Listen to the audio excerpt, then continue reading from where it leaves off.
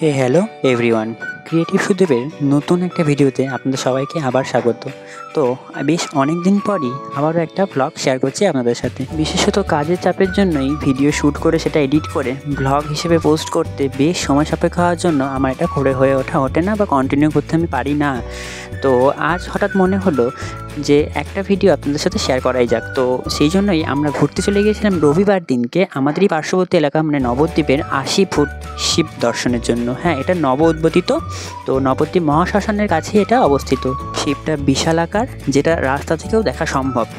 যদি কেউ মনে করে যে ভেতরে না গিয়ে বাইরে থেকে ওনার দর্শন করবে, তো সেটাও সম্ভব। এবং ভেতরে গেলে তো তার পরিবেশটা মারাত্মক লেভেলের কেন দেখে তো বুঝতেই পারছেন খানিকটা, যে একটা ফোয়ারা ব্যাপার, এছাড়া রয়েছে অ্যাম্বিয়েন্সটা, এছাড়া পরিবেশ, গাছগাছালি, এছাড়া একটা রয়েছে মন্দির, সব রকম মিলিয়ে একটা খুব সুন্দর পরিবেশ সেখানে সৃষ্টি করা হয়েছে, কৃত্রিম উপায়ে হোক বা যেভাবেই হোক। তো আমার তো খুবই ভালো লেগেছিলো। আপনারাও এখানে গিয়ে একবার ঘুরে আসতে পারেন, দেখবেন আপনাদেরও মনটা খুব ভালো হয়ে যাবে আর মনে হবে না যে ফিরে আসি। তো এরপরে আমরা বেরিয়ে এসেছিলাম নবদ্বীপের সেই ফেমাস চপের দোকান, যেখানে মাছ থেকে শুরু করে টমেটো, আলু, মানে যে কোনো ধরনের চপই বলতে গেলে এখানে হয়।